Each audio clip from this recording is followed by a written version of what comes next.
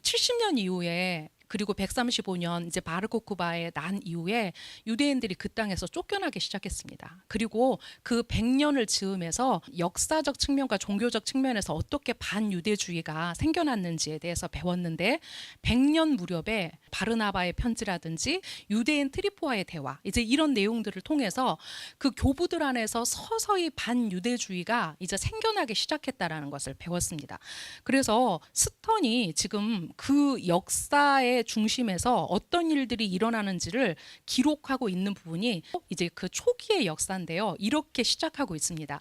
유대인의 관습과 충성심을 지키는 유대인 신자들은 이방 기독교 측으로부터 그들의 믿음에 대한 정통성을 점점 더 철저하게 조사받았다. 그들이 개종을 해야 된다라는 어떤 그런 당면의 현실 문제에서 가짜 개종자들이 생겨났고 그것이 나중에 그 스페인의 종교 재판에서 이제 그것이 극단적으로 드러나는데 이 기독교인들 안에 어떤 생각이 있었냐면 제가 앞에서도 계속 얘기했지만 유대인은 그들의 왕 예슈와 하마시아를 믿기 위해서 교회 안으로 들어가야 했고 또 그 교회 안으로 들어감으로써 그들이 스스로 유대인의 정체성을 버려야 했다. 즉 유대인의 정체성을 버린다는 것은 그 유대인들을 핍박하는 가장 중심에 뭐가 있는지 여러분 아시죠? 첫 번째, 할례 금지가 있습니다. 할례를 금지시켰고 또 샤밧을 금지시켰습니다. 절기를 지키지 못하겠습니다. 그러니까 이런 것들 어떤 유대인의 정체성으로 하나님이 유대인을 통해서 하나님을 드러내시기 위해서 그 유대인 안에 주었던 DNA들을 역사 안에서 그것들을 없애기 시작하면서 이제 유대인들이 교회 안으로 들어가기 시작한 게 바로 이제 135년 이후의 그 사실입니다. 그리고 점점 어떤 사건들이 있냐면 유대인의 특수성을 유지하는 메시아닉 유대인에 대해서 제한된 관용을 볼 수 있다는 것입니다. 이것을 유대인 트리포와의 대화에서 스턴이 그 부분을 인용해서 싣고 있습니다. 유대인 트리포와의 대화 중에서 만일 어떤 사람이 마음이 약해져서 모세가 준 것과 같은 제도를 지키려고 한다면 그들은 그것으로부터 어떤 선함을 기대하지만 우리가 믿기로 그것은 사람들의 마음이 완고하기 때문이다. 그들은 이 그리스도 안에서 그들의 소망을 가져야 하고 정의와 경건함에 영원하고 자연스러운 행동을 행하기를 간절히 소원해야 한다. 그리고 그들은 크리스천들과 신실한 자들과 함께 사는 것을 선택해야 한다. 내가 전에 말했듯이 그들을 그들 자신들처럼 할례를 받게 하지 않고 또 안식일을 지키거나 다른 어떤 의식을 지키도록 유도하지 않으면 나는 우리가 그와 같은 사람들과 마땅히 합류하여 모든 일에서 친족과 형제들로서 그들과 연합해야 한다고 생각한다. 그 기독교 안에서 유대인들에게 무엇을 요구했냐면 그 유대인의 정체성을 그들이 인정하지 않고 그들을 합류하기 위해서 유대성을 버리기를 앞장섰던 크리스찬리티의 역사입니다. 여러분 이 그림을 보시면 이제 우리가 70년 이후에 점점 그 바울의 사역 이후에 교회 안에서 이방인들이 메이저리티가 된 것이 70년 이후의 그림입니다. 그림 이는 350년부터 모던 타임스, 즉 근대의 역사까지를 보여주는데 특별히 스턴이 여기에서 4세기를 기준으로 하고 있습니다. 여러분 4세기에 무슨 일이 있었습니까?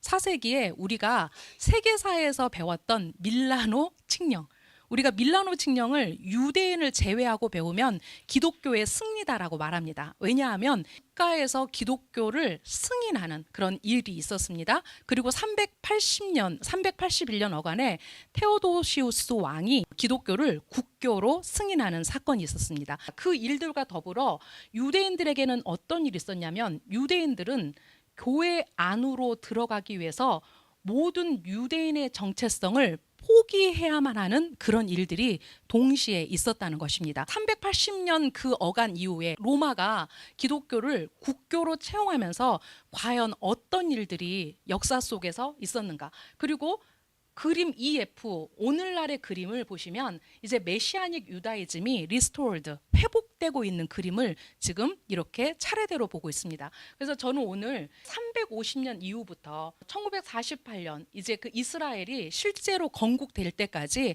과연 얼마나 많은 이 사건들 안에서 교회 안에 많은 사건들이 있었는지를 다룰 것입니다. 기독교가 메시아닉 유대인에게 분리를 요구했습니다. 4세기 말 기독교가 로마의 국교가 되면서 구원받지 않은 많은 이방인들이 제도화된 교회 안으로 들어가기 시작했다.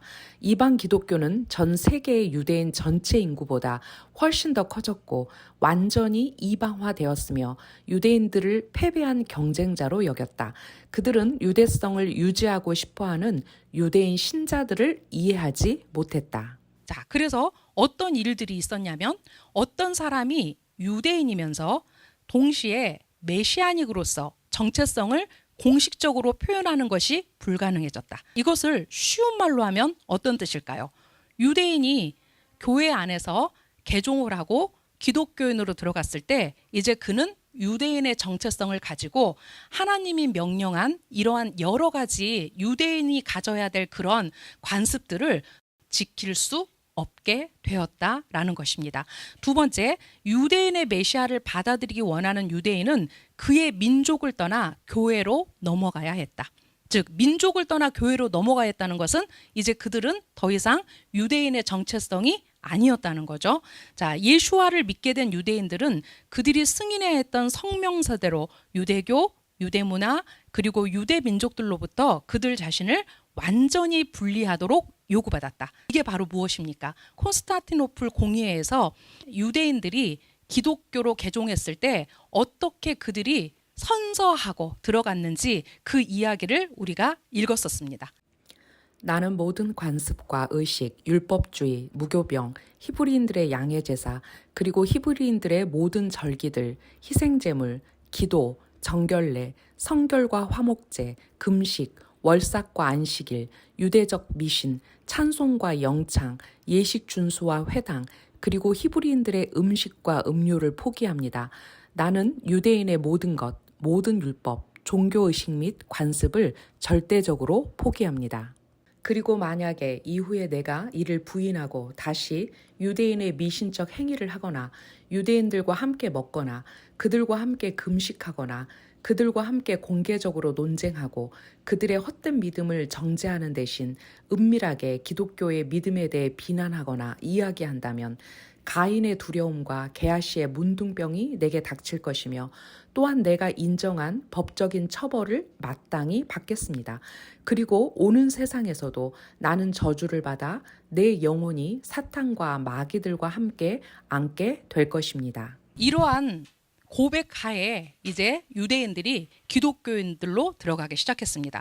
조잡한 고백이 4세기와 5세기에 광신에 가까울 정도로 극단적인 형태로 수백 년 동안 교회 안에서 지속되었다는 사실입니다. 그리고 이 중세 천년을 거슬러 올라가서 중세 미술에 나타난 반유대적 그림들이 여러분 굉장히 많습니다. 조각 하나를 보여드릴 건데 이게 바로 이 유대교의 패배와 에클레시아, 교회의 승리를 보여주는 그림입니다. 아마 여러분이 이 그림을 언젠가는 보셨을 수 있지만 한 번도 눈여겨보시지는 않았을 것입니다. 시나고가의 패배와 에클레시아의 승리를 보여주는 조각입니다. 자, 잘 보십시오. 어떻게 다른지. 한눈에 봐도 어디가 에클레시아고 어디가 시나고가인지 보실 수 있겠죠. 먼저 에클레시아가 어떤 모습입니까? 뭔가 당당하지 않습니까? 손에 성배를 들고 십자가를 들고 굉장히 단장한 신부처럼 서 있는 모습입니다. 그리고 그 옆에 그림을 보십시오. 눈을 가리고 있죠. 그리고 부러진 창을 들고 있습니다. 그리고 한 손에는 토라 태블릿 들고 있는 그림입니다.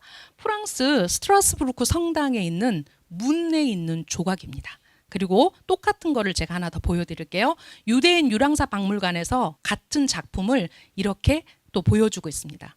여러분 어떠세요? 이게 바로 실제로 그 시나고가의 패배와 교회의 승리, 에클레시아의 승리를 단적으로 보여주는, 즉 이제 우리가 그 유대교 위에 그 기독교가 승리했다라는 것을 보여주는 그림입니다. 그들은 이런 식으로 그림이나 조각을 통해서 그 유대교의 패배와 이 교회의 승리를 이렇게 그림으로 조각으로 나타낸 것이 바로 중세 미술의 극단적인 예입니다. 참 이런 걸 어떻게 생각해서 이렇게 조각으로 만들었는지. 그리고 유대인 멸절을 향한 발걸음이 시작되었습니다.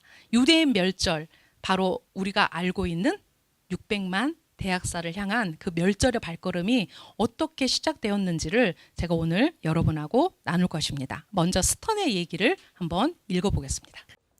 스페인 종교 재판은 유대인 출신의 카톨릭 신자들이 유대인의 전통을 계속 지키고 있는지의 여부를 낱낱이 조사했다. 유대인들에 대한 이방인들의 혐오는 유대인들에 대한 기독교 박해인 십자군 전쟁, 종교 재판, 포그롬, 나치 독일로까지 이어졌다. 유대인들에게 고통과 수치를 준 기독교 박해는 모든 크리스천들이 그 교훈을 얻을 때까지 잊혀져서는 안 된다. 유대인들에 대한 이방인들의 혐오가 어떻게 극단화된 그 사건을 지금 대표적으로 적고 있습니다. 첫 번째가 십자군 전쟁이고요. 그 다음에 종교재판, 포그롬, 그리고 나치 독일. 그런데 스턴이 참 뼈아픈 얘기를 합니다. 여기서 무슨 얘기를 하냐면 유대인들에게 고통과 수치를 준 기독교 박해는 모든 크리스천들이 그 교훈을 얻을 때까지 잊혀져서는 안 된다 라고 말하고 있습니다. 우리 한국 기독교가 이제 130년이 되었는데 우리는 유대인을 죽인 적이 없어. 우리는 유대인을 미워한 적이 없어. 왜냐하면 대한민국은 단 한 번도 유대인들과 같이 살아본 적도 없고 유대인들과 함께 역사 속에서 그런 반유대주의적 정서가 생길 만큼의 일이 없었습니다. 하지만 지금 우리에게 왜 이 역사를 되돌아봐야 하냐면 바로 우리가 그 크리스천리티 안에 있었던 그런 사람들이기 때문입니다. 여러분, 저는 여러분에게 어떤 부정적인 역사를 어떤 유대인의 그런 역사를 전하는 것이 아니라 제가 아까 시작하면서 말했듯이 그 유대인들의 빛과 어둠, 그 어둠과 빛 안에서 그들이 어떻게 헤렘으로 하나님 앞에 바쳐졌는지, 그리고 그 책임을 묻는 유대인들이 그 책임을 묻는 기독교인들에게 우리가 어떤 입장이 되어야 하는지를 제가 여러분과 함께 나누기 위해서 오늘 여기 나와 있는 십자군 전쟁, 종교재판, 포그롬 이 부분을 나눌 것입니다. 제가 나치 독일은 지난번에 종교적 관점에서 한번 했기 때문에 오늘 그 부분은 뺍니다. 십자군 전쟁과 유대인 학살. 십자군 전쟁은 1095년부터 1291년까지 예루살렘을 탈환하기 위해서 갔던 바로 그 전쟁입니다. 그런데 여기에 수많은 유대인 학살이 십자군 전쟁이 시작하자마자 이루어졌다라는 그 사실을 우리가 잘 모르고 있다라는 것입니다. 십자군 전쟁의 명목에 어떤 말이 있냐면 그 피를 우리와 우리 자손에게 돌릴지어다. 여러분, 이게 바로 누가 누구에게 한 말입니까? 그 예수와 그들의 왕을 죽이면서 그 유대인들이 바로 그 피를 우리와 우리 자손에게 돌릴지어다. 여러분, 이 역사가 바로 저는 2000년의 역사였다고 생각합니다. 어떻게 이렇게 많은 유대인들이 죽어나갈 수 있었을까? 그런데 한결같이 기독교 국가들이 이 말을 근거로 유대인 이꼴 예수 살인자라는 명목하에서 많은 유대인들이 죽어나갔다는 것입니다. 그래서 역사가 제가 그 기록된 부분을 여러분에게 잠깐 읽어드리겠습니다. 네, 유대인을 학살하면서 이 마태복음 27장 25절, 즉 빌라도 법정에서 그 피를 우리와 우리 자손들에게 돌릴지어다라고 했던 유대인들의 주장을 복창하며 그리스도를 사형에 처하도록 만든 유대인들에 대한 피해 보복을 정당화했다. 그래서 여러분, 십자군 전쟁의 목적이 무엇이었죠? 우리 세계사 시간에 다 배웠죠. 네, 바로 셀주크 투르크에게 빼앗긴 그 예루살렘을 탈환하고 그 성지를 회복하는 것이 그들의 목적이었습니다. 그런데 그 예루살렘 탈환이 1차 십자군 전쟁에서 약 30년에 걸쳐 이루어졌는데 이미 그 전에 그들은 예루살렘에 가서 그들과 다른 그 이교도인 유대인들을 거기까지 가서 죽일 필요가 없었습니다. 이미 유대인들이 어디에 있었죠? 자, 가까이에 살고 있는 불신자 유대인들이었던 거죠. 예수를 십자가에 못 박아 죽게 만든 유대인들은 기독교 사회에서 동화되지 않은 종교적으로 이질적인 악의 무리와 같은 존재였다. 그래서 이미 십자군 원정을 떠나기 전에 아인강 주변으로 유대인들이 죽어나가기 시작했습니다. 역사가이자 티레의 대주교인 기욤드 티레라는 사람이 있는데요. 여러분, BBC 다큐에 그 십자군 전쟁, 초승달과 십자가의 충돌이라는 아주 유명한 다큐멘터리가 있습니다. 이 다큐를 지금도 보실 수 있는데 이걸 보면 십자군 원정이 어떻게 이루어졌고 얼마나 많은 유대인들이 학살당했는지 그 기록을 아주 적나라하게 다 기록하고 있습니다. 특별히 기욤드 티레는 여기서 여러분이 보신 것처럼 티레의 대주교였습니다. 자, 이 사람의 관점으로 본 그 십자군 전쟁의 그 단면을 읽겠습니다. 십자군이 유럽을 떠나기도 전에 교황의 설교에 자극받은 광신도들은 피를 부르기 시작했다. 유대인에 대한 순례자들의 분노가 끓어오르기 시작했다. 그들은 기독교에 반하는 적이라며 유대인들을 마구 학살했다. 그들은 유대인들의 집과 회당을 파괴하고 그곳에서 약탈한 전리품을 나누어 가졌다. 십자군 전쟁의 명목이 뭐였냐면 그 혼란했던 그 시간, 그 11세기 그 당시에 이제 많은 사람들이 십자군 전쟁에 모두 다 출정했습니다. 그러면서 그들의 집을 팔고 그들의 모든 재산을 다 팔아서 십자군에 참여했는데 그 목적이 뭐였냐면 그것을 통해서 그들의 영혼을 구원받는 거였습니다. 그 유대인들이 싫어하는 세 사람 중에 한 명인 교황 우르바노스 2세는 그의 교황권에 그 강성함을 위해서 이제 그의 어떤 교황권과 그 동방교회와의 그 연합을 위해서 이 우르바노스의 그 설교가 있었습니다. 이교도와 전쟁은 내가 원하는 것이 아니라 주 예수 그리스도의 명이다. 가서 이교도와 싸워라. 설령 죽더라도 너희의 죄를 완전히 용서받게 될 것이다. 자, 이러한 기치 아래 그들이 자신들의 영혼의 구원과 죽더라도 그들이 영혼을 구원받고 만약에 예루살렘을 탈환하면 그 엄청난 왕관을 쓸 거라고 그들은 생각했습니다. 그래서 그들이 예루살렘에 도착했을 때 그들의 눈은 이미 어떻게 표현할까요? 광란의 눈이었습니다. 그러니까 이 30년의 시간 동안 그 엄청난 사륙 가운데 그들이 예루살렘에 도착했을 때, 자, 그 땅에 누가 있었죠? 아까 그 땅은 셀주크 투르크가 이미 점령해서 이슬람의 땅이었고, 그리고 그들과 함께 살아가는 많은 유대인들이 있지 않았습니까? 자, 그들이 어떤 일을 했는지 한번 읽겠습니다. 1099년 십자군이 40여일의 포위 공격 끝에 성지 예루살렘을 점령했다. 그리고 그들은 성 안에 무슬림들과 유대인들을 보이는 대로 학살했다. 성 안에 남아있던 그 누구도 이들의 시퍼런 칼날을 피해갈 수 없었다. 이슬람 사원은 불에 탔고 시신은 산을 이루었다. 당시의 무슬림 역사가 이븐 알-아스리는 이렇게 기록하고 있다.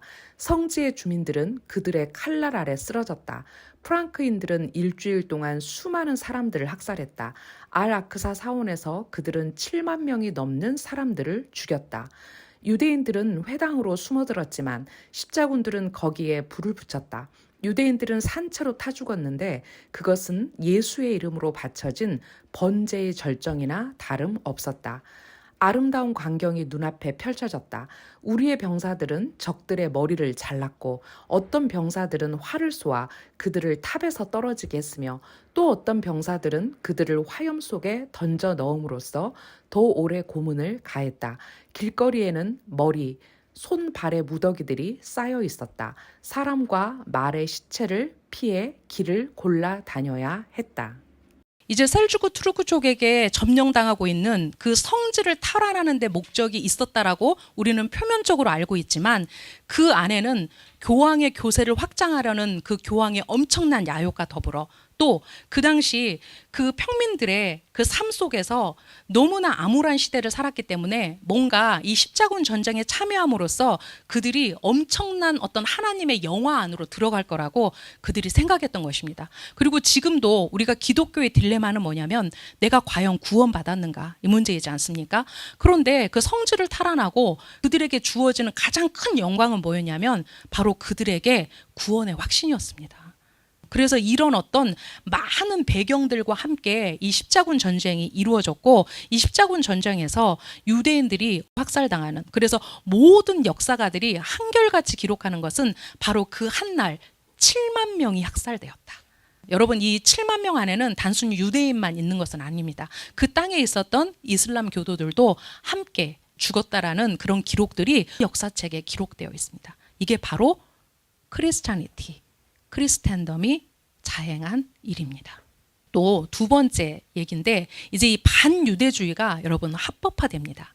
모든 교황들이 무엇을 합법화하냐면, 유대인들이 왜 상업과 고리대금업과 이런 것에 갈 수밖에 없었냐면, 여러분, 우리가 그 중세는 무엇을 기반으로 하는 사회였냐면 농업을 기반으로 하는 사회였습니다. 그런데 유대인들에게 첫 번째로 뺏은 게 뭡니까? 땅입니다. 자, 또 두 번째로 뺏은 게, 그 농사를 짓기 위해서 많은 인력이 필요한데 기독교인 노예들을 유대인들은 가질 수 없었습니다. 자, 땅도 뺏기고 노예도 뺏기고, 그들이 오로지 할 수 있었던 것은 그 당시 기독교가 천대했던 상업이나 대금업, 여기에 그들의 어떤 살아남기 위한 수단으로 그것들을 갖기 시작했습니다. 유대인들은 공직에 나설 수 없었습니다. 또 우리가 십자군 전쟁에서 가장 많이 죽은 사람들이, 유대인들 중에서 대표적으로 죽은 사람들을 꼽으라면 기독교인들에게 돈을 빌려준 고리대금 업자들, 그러니까 이 채무자들에 의해서 가장 많은 죽임을 당한 사람들입니다. 자, 점점 더 어떤 그런 사회적인 그 삶을 그들이 영위할 수 없도록 교묘하게 교황들이 이 유대인들의 목을 조르기 시작했습니다. 심지어는 기독교인과 결혼할 수 없다. 왜? 유대인과 결혼하는 것은 수치다. 그들의 피를 정결하기 위해서 유대인과 결혼할 수 없다라는 그런 정말 말도 안 되는 법들을 만드는 것이 바로 이 크리스텐덤의 역사입니다. 반유대주의가 합법화된 가장 대표적인 것이 1215년 제4차 라테란 공의회에서 맺어진 것입니다. 이 라테란 공의회에서 결정된 내용 중에서 67조에서 71조까지의 내용이 이 극단적인 이 성문화된 반유대주의를 볼 수 있는데요. 읽겠습니다. 만일 유대인들이 그 어떤 구실로라도 그리스도인들에게서 가혹하고 지나친 이자를 갈취한다면 그 지나친 부담에 대해 적절하게 배상을 이해하기 전까지는 그들과 맺은 그리스도인들의 거래 관계는 없던 것으로 한다. 제67조. 유다인들과 사라센인들은 모세에 의해 자기들에게 내려졌던 바로 그 명령에 따라 남녀를 불문하고 모든 그리스도교 지방들에서 언제나 그들의 복장의 특징을 통해 공공장소에서 다른 백성들과 구별되어야 한다. 제68조. 네, 여러분 그림을 보십시오. 지금 노란 모자를 쓴 두 사람을 볼 수 있죠. 유대인들에게 노란 고깔 모자를 씌웠습니다. 또 여러분 이 노란 고깔 모자 말고 또 알고 있는 것 또 있으시죠? 네, 노란 별. 초기에는 노란색 별, 거기에 유다라고 써 있는 노란색 별이 아니라 초기에는 동그란 노란색 원형의 배지 같은 거였습니다. 그러니까 특별히 유대인들에게 터번을 노란색으로 써라. 이 노란색 고깔 모자는 마귀의 뿔을 비유하고 있다.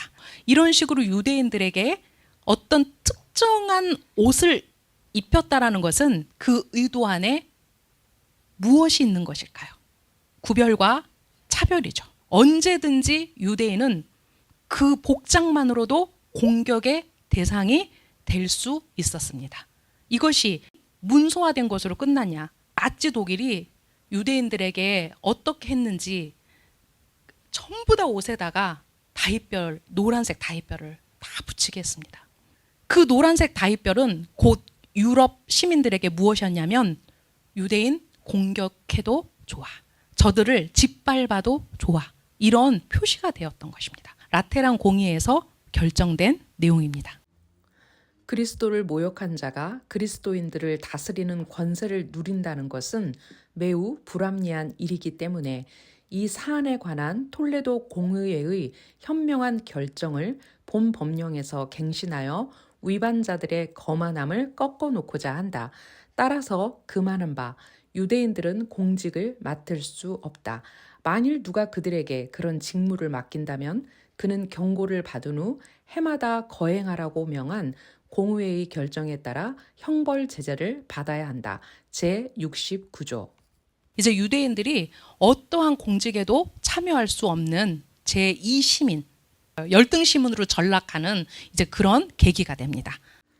어떤 자들은 자발적으로 거룩한 세례를 받았음에도 불구하고 더욱 완벽하게 새 인간을 입기 위하여 옛 인간을 온전히 벗어버리지 못하고 종전의 예법의 잔재를 고수하여 그런 혼합으로 그리스도교의 아름다움을 흐리게 한다. 두 길을 걷는 죄인은 불행하다.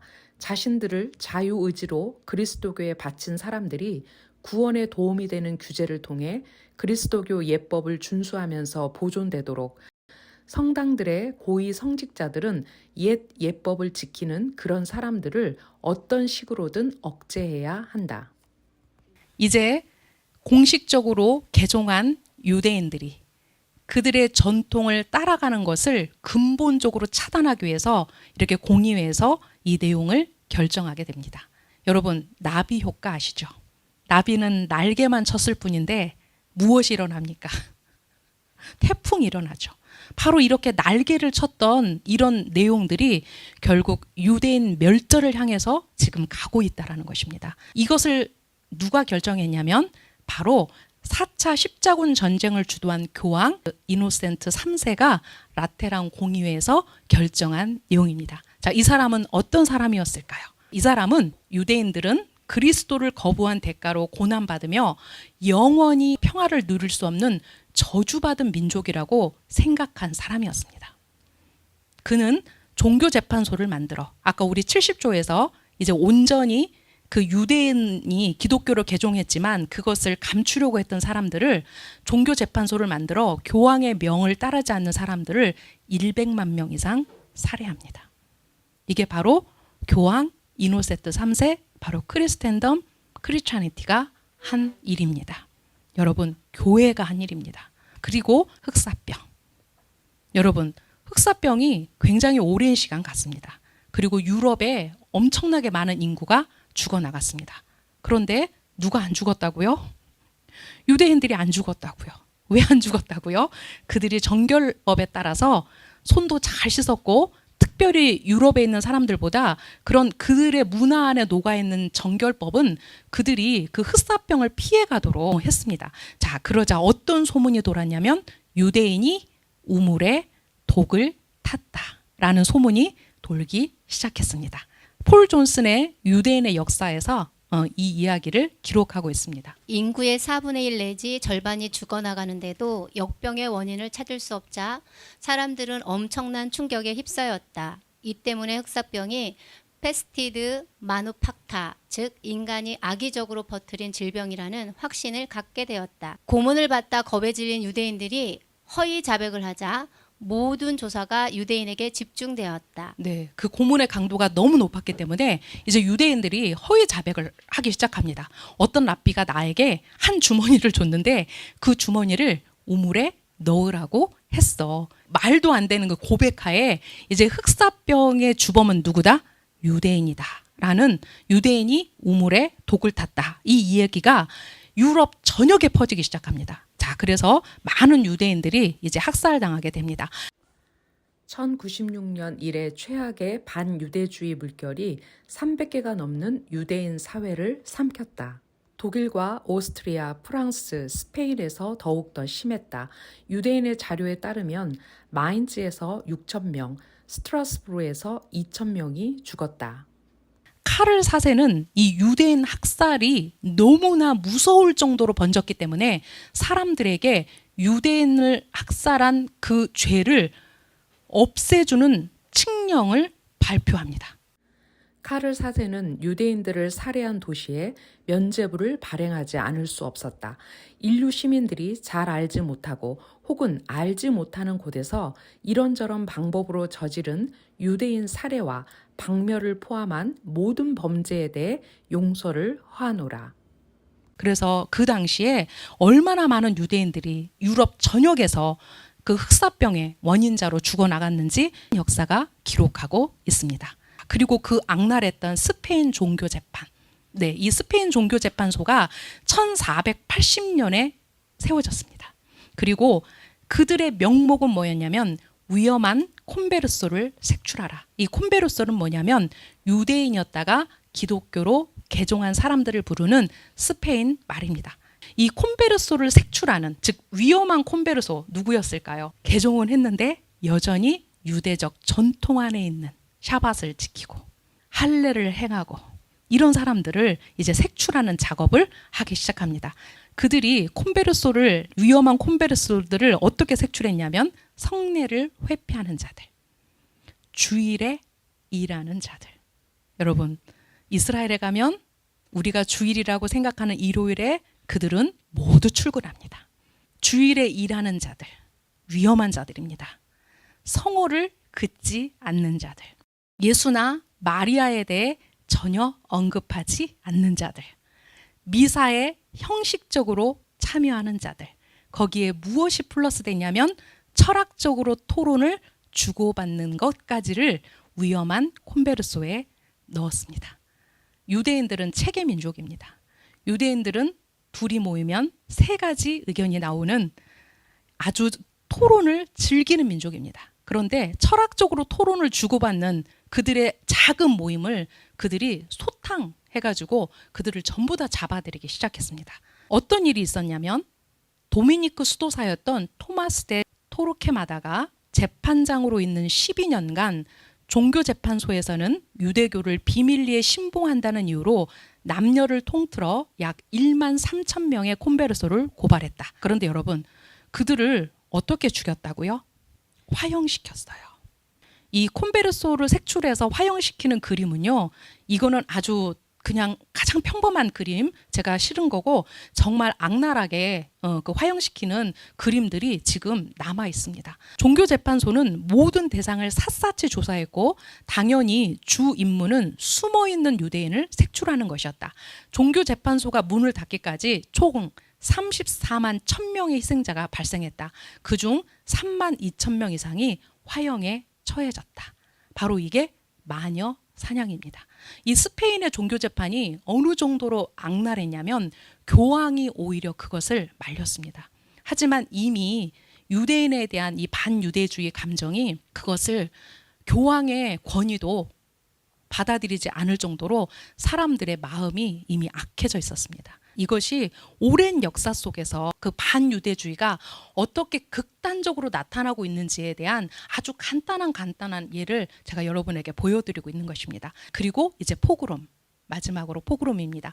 1881년에서 1917년 이 포그롬이라는 단어는 학살하다, 파괴하다라는 뜻을 가진 러시아어입니다. 그런데 지금은 포그롬이라는 단어가 아주 이제 일반적인 그런 언어로 쓰이는데요. 유대인 백과사전에서 포그롬을 이렇게 정의했습니다. 살해, 개인에 대한 폭력, 절도 및 재산 파괴, 방화를 목적으로 유대인들에게 가해진 폭력 행위를 포그롬이라고 한다. 여러분, 이 포그롬이 1881년에서 1917년까지 수차례에 걸쳐서 자행되었습니다. 그 유대인의 역사는 아까 우리가 헤렘을 얘기하면서도 했지만 빛과 어둠의 역사지 않습니까? 여러분, 이 포그롬이 결국 무엇을 야기시키냐면 바로 알리아를 야기시킵니다. 그 알리아의 선봉에 섰던 사람이 테오도르 헤르칠이었지요. 그런데 테오도르 헤르칠보다 13년 앞서서 시온을 사랑하는 사람들이라는 그런 단체가 만들어지고요. 1881년을 기점으로 이제 러시아 유대인들이 알리아하는 그런 사건이 생깁니다. 이 포그롬은 사실 유대인들 안에는 이 두 가지 생각이 있었습니다. 러시아의 그 짜르 정부 안에서 우리가 러시아와 함께 동화되어서 살아야 된다고 생각하는 것이 그 러시아 유대인, 특히 지식인들의 생각이었습니다. 그런데 이 포그롬이 만만치 않았습니다. 너무나 그 학살의 장면이 끔찍했기 때문에 우리가 더 이상 동화라고 생각했던 것은 잘못이었어. 이제 우리가 시온을 향해서 우리의 발걸음을 떼야 돼 라고 생각한 사건이 바로 이 포그롬입니다. 자, 우리 포그롬의 역사를 읽겠습니다. 알렉산드로 2세가 암살당하고 그 범인이 유대인이라는 소문과 뒤를 이은 알렉산드로 3세가 차르를 죽인 유대인들은 두들겨 패도 좋다라는 칙령을 내렸다는 소문은 그동안 내재되어 있던 러시아인들과 유대인 간의 긴장 사태를 합법적으로 외부로 분출할 수 있게 해준 기폭제와 같은 것이었다. 이제 유대인들에게는 그리스도를 죽인 자의 차르의 살해자라는 죄목이 더해졌다. 네, 알렉산드로 2세가 암살당했는데 그 범인이 유대인이라는 소문이 파다하게 번지기 시작했습니다. 그리고 여러분 거기 이게 2차 포그롬인데요. 81년 4월 15일에 발생했습니다. 자, 이쯤이 언제쯤일까요? 4월 15일 부활절 기간이었습니다. 이 러시아 기독교인들에게 이 부활절은 그들에게 어떤 의미를 줬냐면 유대교가 죽인 예수가 기독교의 예수로 부활한 날이었습니다. 어떤 일이 있었을까요? 러시아의 온 시골마다 그 청년들이 기차를 타고 어떤 한 지역으로 모여들기 시작했습니다. 닥치는 대로 방화하고 닥치는 대로 집을 부시고 죽였습니다. 그리고 유대인 이콜 예수의 살인자, 거기에 뭐가 어떤 죄명이 들어갔다고요? 네, 차르의 살해자라는 죄목이 들어가면서 엄청나게 많은 유대인들이 죽었습니다. 이게 바로 포그롬의 역사입니다. 너무나 슬픈 건 이것이 교회가 기독교의 이름으로 유대인들을 죽였다라는 것입니다. 기독교는 유대교에게 많은 빚을 졌습니다. 우리에게 복음을 전해준 사람들은 유대인입니다.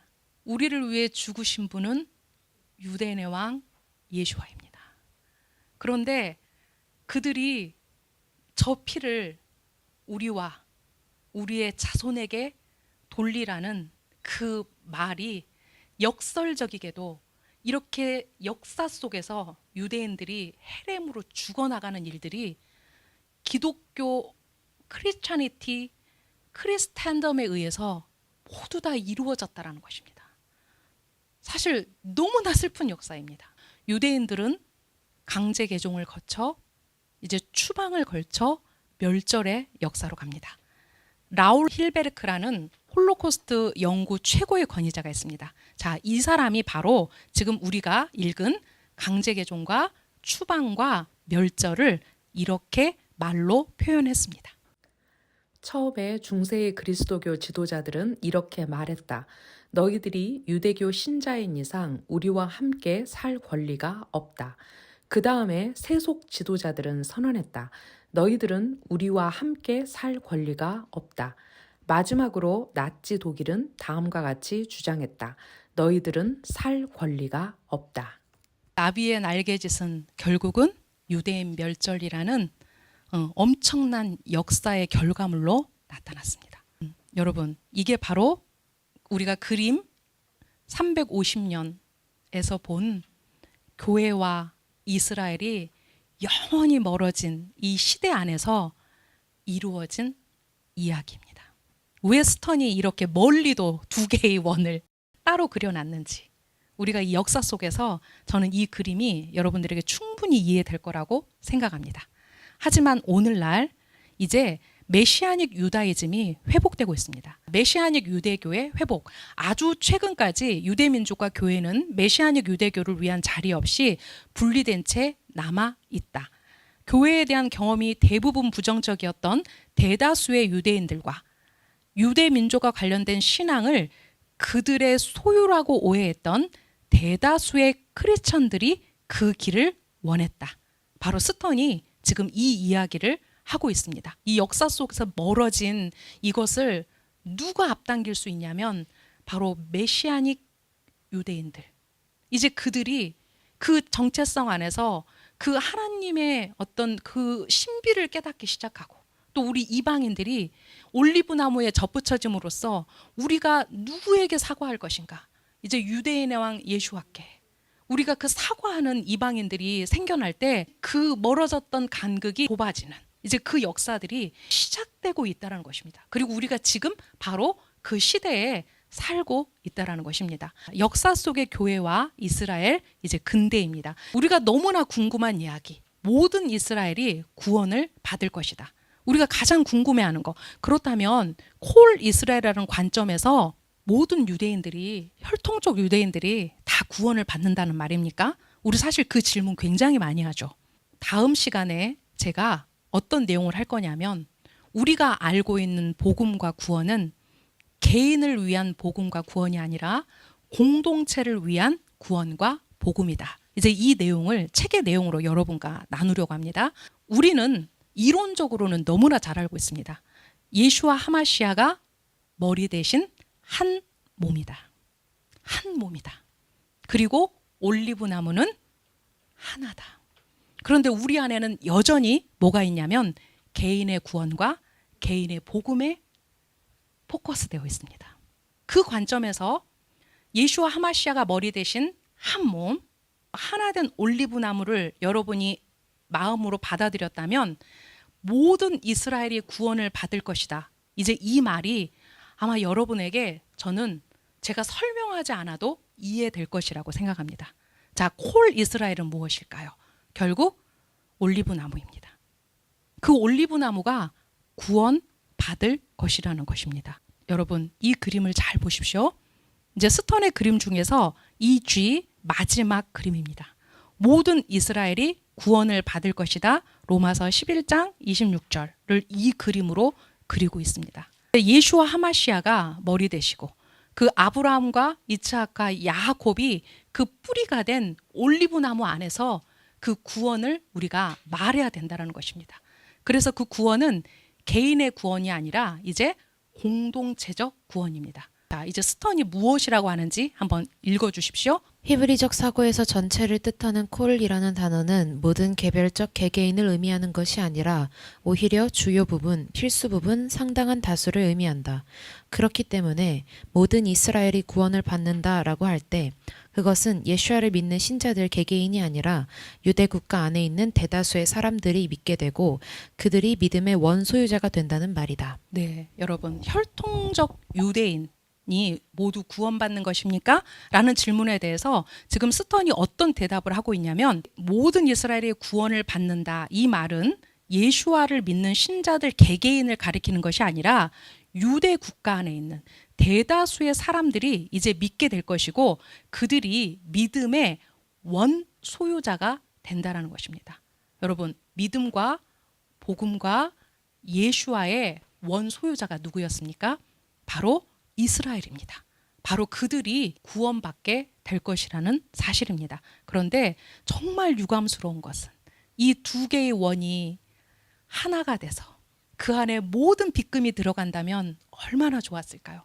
저는 이 그림을 보면서 항상 그 안타까움으로 남아있는 부분이 결국은 그 올리브 나무에 부러진 가지들 중에 거기에 접붙여지지 못하는 가지가 있고 또 교회 안에도 역시 끝까지 올리브 나무를 부정하는 그런 사람들이 있구나. 이것이 이제 마지막 그 하나님의 구원의 역사를 보여주는 스턴의 그림입니다. 이제 우리 시대에 그 메시아닉 공동체들이 하나님의 그 구원의 역사 안에서 지금 많이 재현되고 있습니다.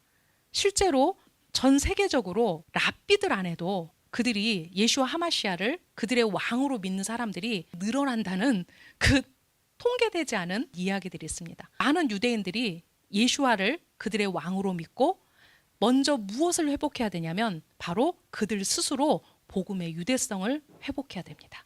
즉 모두 다 유대인의 정체성을 버렸던 그 기독교화된 유대인들이 아니라 이제 그들에게 하나님께서 그들의 DNA 안에 심겨주셨던 그들의 원래의 모든 것들이 회복되는 것, 이게 바로 메시아닉 유다이즘의 회복입니다. 이제 이런 것들이 점점 더 우리 안에서 모든 이스라엘의 구원을 향해서 지금 가고 있는 시점에 우리가 지금 살고 있습니다. 메시아닉 유대인 공동체의 등장, 예수와를 믿는 유대인 신자가 그들 자신을 유대인이면서 동시에 메시아닉으로 인정하고 사회적으로 인지할 수 있는 방법으로 정체성을 표현하는 것이 가능해졌다. 그래서 제가 처음에 자, 너 이제 기독교인이야?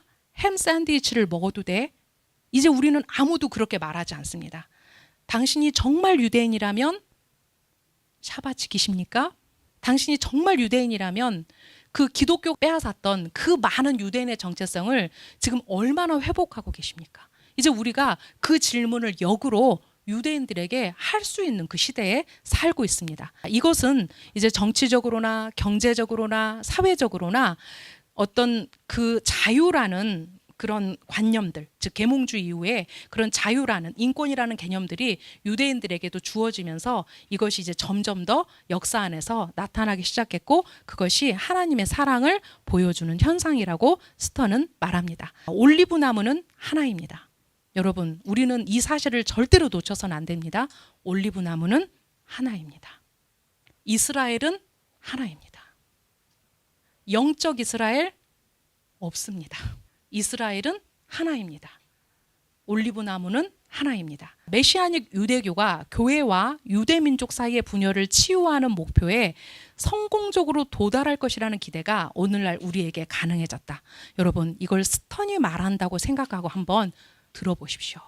이제 메시아닉 유대교 안에서 그 유대인으로서의 정체성을 깨달아가고 있는 그들이 바로 이제 그 교회와 유대민족 사이의 분열을 치유할 수 있는 어떤 열쇠를 그들이 가지고 있다고 생각합니다.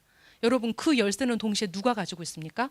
바로 이것을 깨닫고 이들을 후원하고 또 우리가 접붙여진 올리브나무라고 생각하는 사람들에게 동시에 이 일들이 이제 가능해졌다라는 것입니다. 자, 메시아닉 유대인들과 이들의 공감하는 이방인 크리스천들은 우리가 말한 대로 티쿤 하올람의 임무를 맡아야 한다. 티쿤 하올람, 개정이죠. 그 전진이죠.